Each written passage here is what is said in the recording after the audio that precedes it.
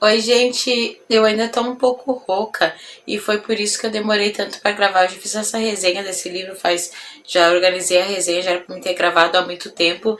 É o Corpo Humano do Isaac Asimov e já era pra me ter gravado, mas eu tô rouca ainda, tô um pouco rouca, mas não tô tanto como eu tava, que não conseguia falar. Então, esse é o meu primeiro livro que eu leio do Isaac Asimov, e eu sei que os livros mais famosos dele são de ficção científica. Eu não li nenhum deles, inclusive ele escreveu Eu, Robô, ficou famoso pelo filme, né? E tem o livro também.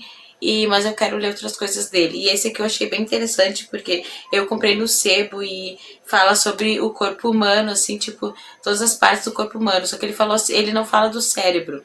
Tipo, ele diz assim que o cérebro precisa tem um livro só para o cérebro, de tanta coisa que tem para falar, né? E assim, eu não vou dizer assim que foi um livro fácil de entender tudo, assim, tem umas partes que foram assim mais difíceis de entender, por exemplo, a parte das artérias, do sangue, do coração, foram as partes mais difíceis de entender, assim, tipo, com mais, assim, tipo, de até contas matemáticas para explicar as coisas, não? E então, mas assim, tem várias coisas assim que tu vê, que tu lê assim, que tu pode aprender nesse livro ou realmente confirmar, é mesmo, né? Tipo, então é um livro bem interessante para te entender muito mais do corpo humano. Eu demorei um pouco para ler, mas valeu a pena.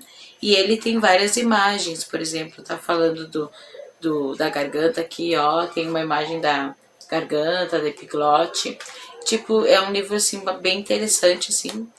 E bom, vamos começar agora a resenha, porque ele fala de várias coisas assim que às vezes a gente não pensa assim e que, né, tu se pergunta por quê.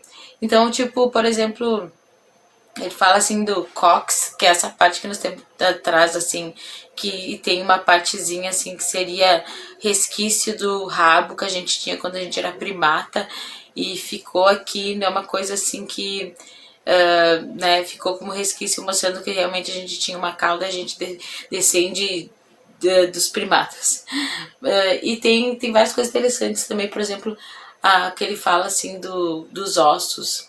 Ele fala uma coisa que é bem interessante que a gente não pensou mesmo, não tinha pensado mesmo, que é a caveira. Quando tá só uma caveira, assim, tipo, o corpo ficou só a caveira, geralmente não tem o nariz. A parte do nariz ficou sem nada, ficam dois buracos assim.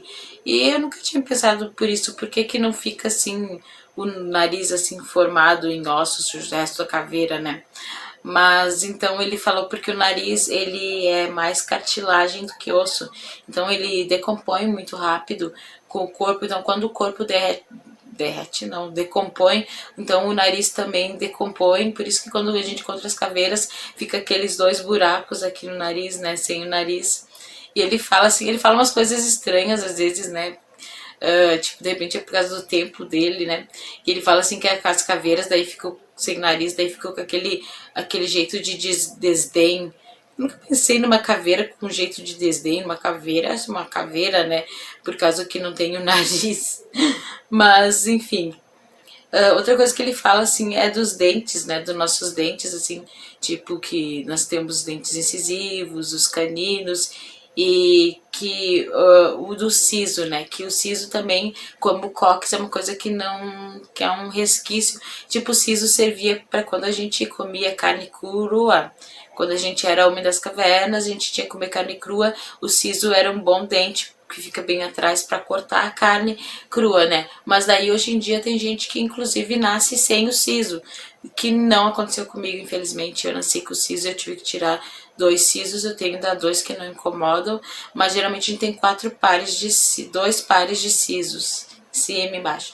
E daí eles começam a incomodar porque eles começam a crescer assim e empurrando os outros dentes por cima dos outros dentes, causando muita dor, dói bastante. Então, tipo assim, o siso tem gente que já nasce sem, que tem a sorte de nascer sem, mas muita gente ainda tem que tirar. Isso que ele fala assim dos dentes que todos nós trocamos a dentição quando crianças, né? E ele fala que por volta ali dos 7, 8 anos, todo mundo tem aquele sorriso vanguela, Daí, porque começa a cair os dentes da frente, né? Primeiro. Então, e daí eu fiquei lembrando, pensando, né? Eu fui olhar umas fotos minhas de um aniversário meu de 7 anos e realmente eu tô banguela. Não dá pra ver muito bem, mas eu só peguei a foto aqui. Vou aproximar a foto. Eu aqui no meu aniversário com meu primo, com os parentes.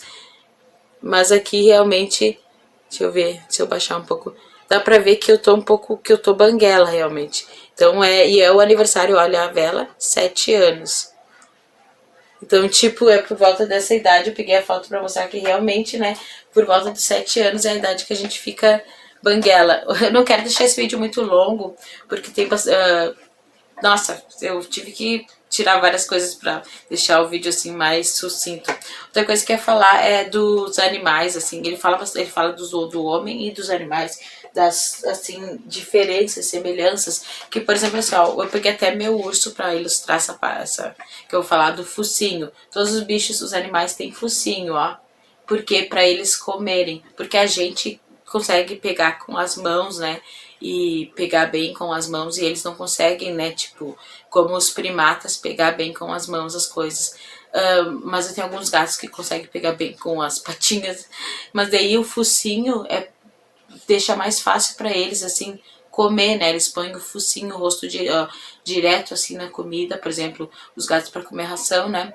E a gente não tem focinho, assim, porque, né, a gente consegue usar bem as mãos, né? Temos as talheres depois com o tempo. Então era isso para ilustrar, né? Outra coisa que eu ia falar que, tipo, que a semelhança nossa com os primatas, que a gente, deve dizer, diferença, né? Porque os primatas, eles têm as mãos e os pés bem parecidos para subir nas árvores. E a gente tem as mãos bem diferentes dos pés, né? Eles têm os pés, assim, bem parecido com as mãos, porque seria, assim, já para eles se agarrarem, né? E a gente já não precisa mais disso, né? Então, outra coisa que ele fala, assim, que é meio estranho, que é quando ele fala do crescimento, que ele fala dos ossos, que ele fala do crescimento, né? Ele fala, assim, umas coisas estranhas, tipo, por exemplo, que se a pessoa não cresce o suficiente, daí temos um anão de circo, que é totalmente desnecessário ele falar isso, né? Mas eu não sei, eu não consegui achar o ano que foi escrito o livro, mas ele de certo achava que não tinha problema nenhum falar isso, né? Que a pessoa que é anão, ela é de circo. Não, ele falou também do que se cresce demais, a pessoa vira um gigante de circo. Desnecessário, né, senhor Isaac Asimov, né, tipo, dizer que a pessoa que tem gigantismo vira uma pessoa de circo, bom, totalmente desnecessário. Ele fala umas coisas estranhas, assim, mas no geral, né, o livro é muito bom, o livro é muito bem escrito. Ele fala aqui do pomo de Adão, que é o gogó, né? E ele fala assim que nós mulheres, nós temos gogó, e dá pra sentir, né? Tem um osso aqui, só que é bem menor, né? Nos homens ele é bem pronunciado por causa dos hormônios, né? Então, tipo, as mulheres também têm gogó, mas bem, não dá nem pra ver, né? E tem homens que têm bem menor também. Outra coisa que eu ia falar, que eu não quero me demorar muito. O pomo de Adão. Por que chamou o gogó de pomo de Adão? Porque eles disseram, porque tinha-se essa lenda aí de que quando Adão engoliu a maçã do pecado, ficou um pedaço da maçã preso aqui daí no gogó, daí por isso que o homem tem gogó, né? Só que a mulher comeu, e a mulher comeu também, né? Daí dizia pomo de Adão, porque ficou entalada a maçã. Bom, a gente sabe que não. Então, pra mim não me demorar aqui muito.